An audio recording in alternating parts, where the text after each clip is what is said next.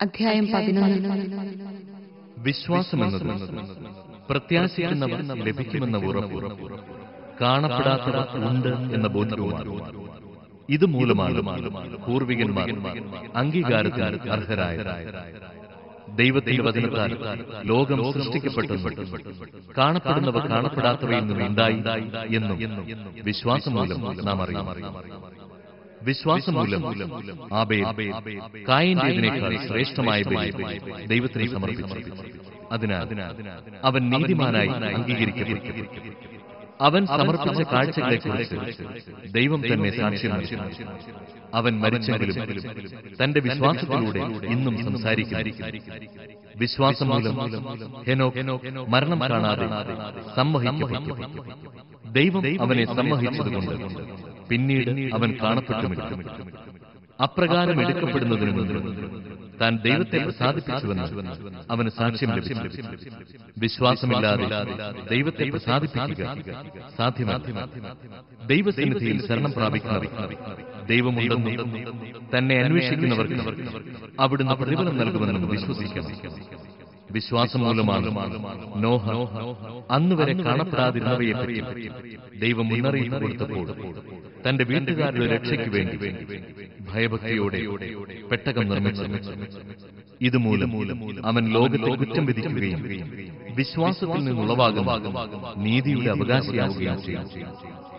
വിശ്വാസം മൂലം അബ്രാഹാം തനിക്ക് അവകാശമായി ലഭിക്കാനുള്ള സ്ഥലത്തേക്ക് പോകാൻ വിളിക്കപ്പെട്ടപ്പോൾ അനുസരിച്ച് എവിടേക്കാണ് പോകേണ്ടതെന്ന് അറിയാതെ തന്നെയാണ് അവൻ പുറപ്പെട്ടത്. വിശ്വാസത്തോടെ അവൻ വാഗ്ദത്ത ഭൂമിയിൽ വിദേശിയെപ്പോലെ കഴിഞ്ഞു.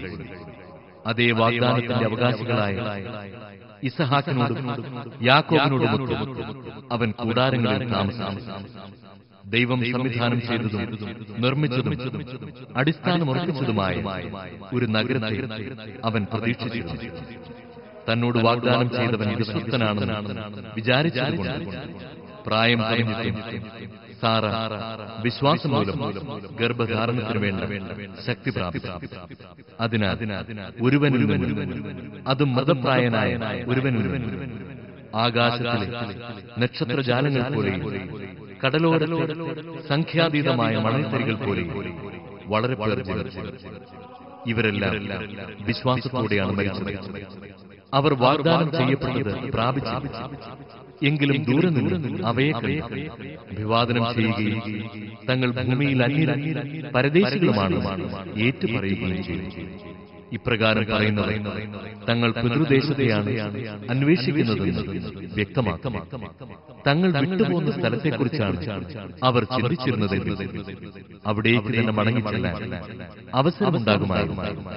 ഇപ്പോഴാകട്ടെ അവർ അതിനേക്കാൾ ശ്രേഷ്ഠവും സ്വർഗീയവുമായതിനെ ലക്ഷ്യം വയ്ക്കും.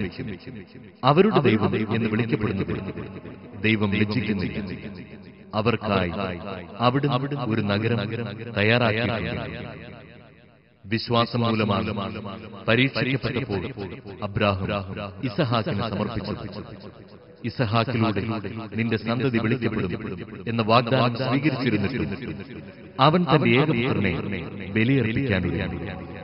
മരിച്ചവരിൽ നിന്ന് മനുഷ്യരെ ഉയർപ്പിക്കാൻ പോലും ദൈവത്തിന് കഴിയുമെന്ന് അവൻ വിചാരിച്ചു. അതുകൊണ്ട് ആലങ്കാരികമായി പറഞ്ഞ ഇസഹാക്കിനെ അവന് തിരിച്ചു കിട്ടി. വരാനിരിക്കുന്ന കാര്യങ്ങളെക്കുറിച്ചുള്ള വിശ്വാസത്താൽ ഇസഹാക്ക് യാക്കോബിനെയും ഏസാവിനെയും അനുഗ്രഹിച്ചു. ആസന്നമർമ്മനായ യാക്കോബ് തന്റെ വടി ഊന്നി നിന്ന് ആരാധിച്ചുകൊണ്ട് ജോസഫിന്റെ മക്കളെ ഓരോരുത്തരെയും വിശ്വാസത്തോടെ അനുഗ്രഹിച്ചു. ജോസഫ് മരിക്കുമ്പോൾ വിശ്വാസം മൂലം ഇസ്രായേൽ മക്കളുടെ പുറപ്പാടിനെ മനസ്സിൽ കണ്ടുകൊണ്ട് തന്റെ അസ്ഥികൾ എന്തു ചെയ്യണമെന്ന് നിർദ്ദേശം കൊടുത്തു. വിശ്വാസം മൂലം മോശെ അവൻ ജനിച്ചപ്പോൾ മാതാപിതാക്കന്മാർ 3 മാസത്തേക്ക് ഒളിച്ചു വിളിച്ചു. എന്തെന്നാൽ കുട്ടി സുന്ദരനാണെന്ന് അവർ കണ്ടു. രാജകൽപ്പനയെ അവർ ഭയപ്പെട്ടു. മോശ വളർന്നു വന്നപ്പോൾ ഫറവോയുടെ മകളുടെ മകൻ എന്ന് വിളിക്കപ്പെടുന്നത് വിശ്വാസം മൂലം അവൻ നിഷേധിച്ചു. പാപത്തിന്റെ നൈമിഷിക സുഖങ്ങൾ ആസ്വദിക്കുന്നതിനേക്കാൾ ദൈവജനത്തിന്റെ കഷ്ടപ്പാടുകളിൽ പങ്കുചേരുന്നതിനാണ് അവൻ ഇഷ്ടപ്പെട്ടത്. ക്രിസ്തുവിനെ പ്രതി സഹിക്കുന്ന നിന്ദനങ്ങൾ ഈജിപ്തിലെ നിധികളെക്കാൾ വിലയേറിയ സമ്പത്തായി അവൻ കരുതി. തനിക്ക് ലഭിക്കാനിരുന്ന പ്രതിഫലത്തിലാണ് അവൻ ദൃഷ്ടി പതിച്ചത്. രാജകോപം ഭയപ്പെടാതെ വിശ്വാസത്താൽ അവൻ ഈജിപ്ത് വിട്ടു. അദൃശ്യനായവനെ ദർശിച്ചാലെന്ന പോലെ അവൻ സഹിച്ചു നിന്നു. ആദ്യജാതന്മാരെ കൊല്ലുന്നവൻ അവരെ സ്പർശിക്കാതിരിക്കുന്നതിന് വിശ്വാസത്താൽ അവൻ പെസഹ ആചരിക്കുകയും രക്തം തളിക്കുകയും ചെയ്യും. വിശ്വാസത്താൽ അവർ വരണ്ട ഭൂമിയിലൂടെ എന്ന വിധം ചെങ്കടൽ കടന്നു. എന്നാൽ ഈജിപ്തുകാർ അപ്രകാരം ചെയ്യാൻ ശ്രമിച്ചപ്പോൾ കടൽ അവരെ വിഴുങ്ങിക്കളഞ്ഞു. വിശ്വാസത്തോടെ ഇസ്രായേൽ ജനം ജെറിക്കോയുടെ കോട്ടകൾക്ക് 7 ദിവസം വലത്തുവച്ചപ്പോൾ അവ ഇടിഞ്ഞു. വേശ്യയായ രാഹാബ് വിശ്വാസനിമിത്തം ചാരന്മാരെ സമാധാനത്തിൽ സ്വീകരിച്ചതുകൊണ്ട് അവൾ അവിശ്വാസികളോടൊപ്പം നശിച്ചില്ല. കൂടുതലായി എന്താണ് ഞാൻ പറയേണ്ടത്? ഗിദെയോൻ, ബാറക്, സാംസൺ, ജെഫ്ത, ദാവീദ്, സാമൂൽ ഇവരെക്കുറിച്ചും പ്രവാചകന്മാരെക്കുറിച്ചും പ്രതിപാദിക്കാൻ സമയം പോയി. അവർ വിശ്വാസത്തിലൂടെ രാജ്യങ്ങൾ പിടിച്ചടക്കി, നീതി നടപ്പാക്കി, വാഗ്ദാനങ്ങൾ സ്വീകരിച്ചു, സിംഹങ്ങളുടെ വായ്കൾ, അഗ്നിയുടെ ശക്തി കെടുത്തി, വാളിന്റെ വായ്ത്തലയിൽ നിന്ന് രക്ഷപ്പെട്ടു, ബലഹീനതയിൽ നിന്ന് ശക്തിയാർത്തി, യുദ്ധത്തിൽ ശക്തന്മാരായ വിദേശ സേനകളെ കീഴ്പ്പെടുത്തി, സ്ത്രീകൾക്ക് തങ്ങളുടെ മരിച്ചുപോയവരെ പുനരുജ്ജീവനത്തിലൂടെ തിരിച്ചു കിട്ടി. ചിലർ മരണം വരെ പ്രഹരിക്കപ്പെട്ടു. മെച്ചപ്പെട്ട പുനരുദ്ധാനം പ്രാപിക്കാൻ വേണ്ടി പീഡയിൽ നിന്ന് രക്ഷപ്പെടാൻ അവർ കൂട്ടാക്കി. ചിലർ പരിഹാസവും ചമ്മട്ടിയടിയും ബന്ധനവും കാരാഗൃഹവാസവും സഹിച്ചു.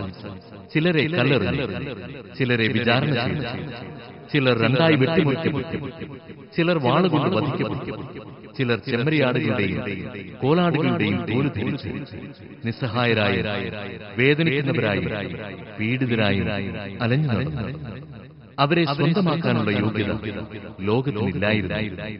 വനത്തിലും മലകളിലും ഗുഹകളിലും മാളങ്ങളിലുമായി അവർ അലഞ്ഞു തിരിഞ്ഞു.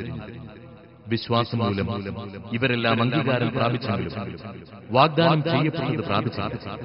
കാരണം നമ്മെ കൂടാതെ അവർ പരിപൂർണരാക്കപ്പെടരുത് എന്ന് കണ്ട് ദൈവം നമുക്കായി കുറെ കൂടെ ശ്രേഷ്ഠമായ നേരത്തെ കണ്ടുവെച്ചു.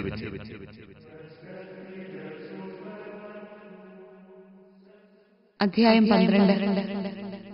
നമുക്ക് ചുറ്റും സാക്ഷികളുടെ വലിയ സമൂഹമുള്ളതിനാൽ നമ്മെ വിഷമിപ്പിക്കുന്ന ഭാരവും പാപവും നമുക്ക് നീക്കിക്കളയാം.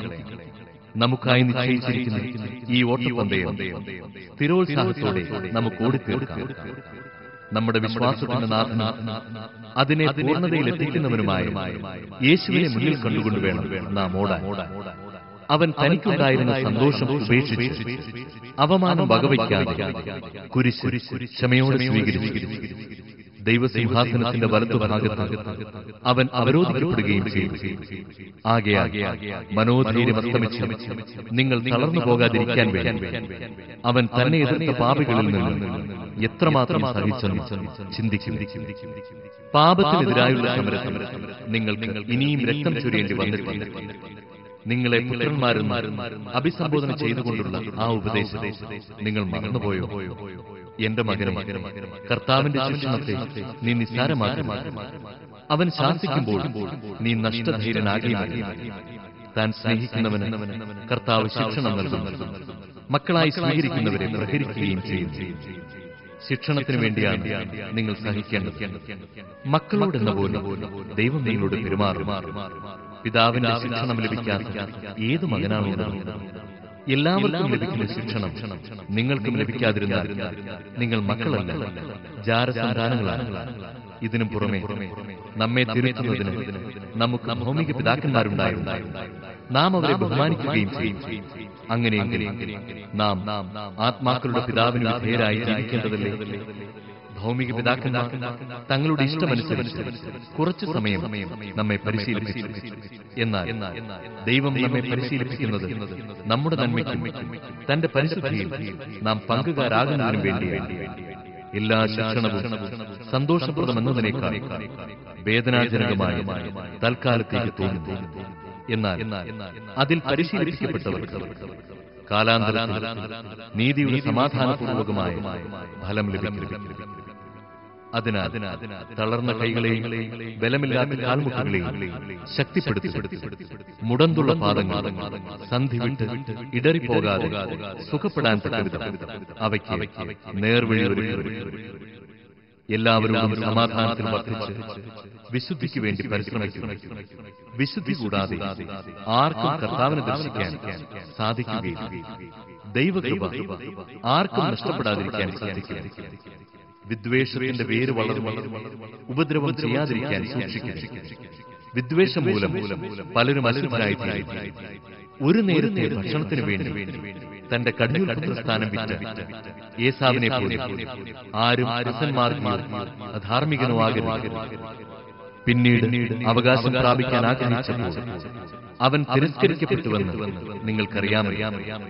കണ്ണീരോടെ അവൻ അതാഗ്രഹിച്ചെങ്കിലും അനുദപിക്കാൻ അവന് അവസരം ലഭിച്ചു.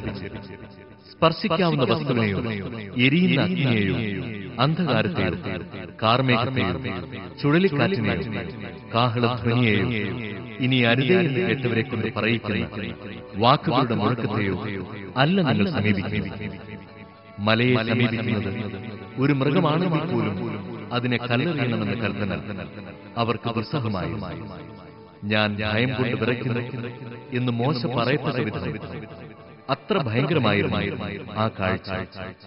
സിയോൻ മലയിലേക്ക്, ജീവിക്കുന്ന ദൈവത്തിന്റെ നഗരമായ സ്വർഗീയ ജെറുസലേമിലേക്ക്, അസംഖ്യം ദൂതന്മാരുടെ സമൂഹത്തിലേക്കുമാണ് നിങ്ങൾ വന്നിരിക്കുന്നത്.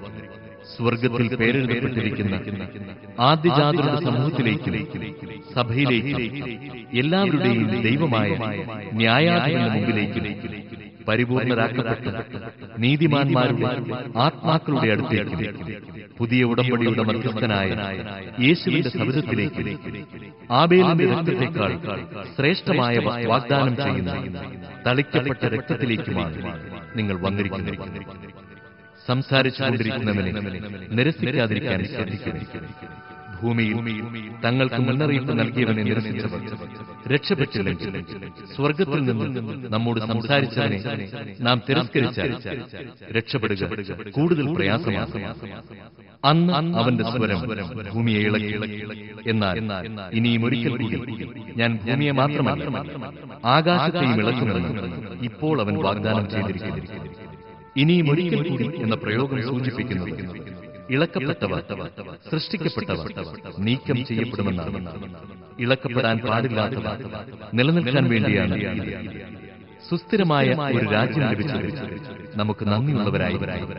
അങ്ങനെ ദൈവത്തിന് സ്വീകാര്യമായ ആരാധന ഭയഭക്ത്യാദരങ്ങളോടെ സമർപ്പിക്കാം. കാരണം നമ്മുടെ ദൈവം ദഹിപ്പിക്കുന്ന അഗ്നിയാണ്.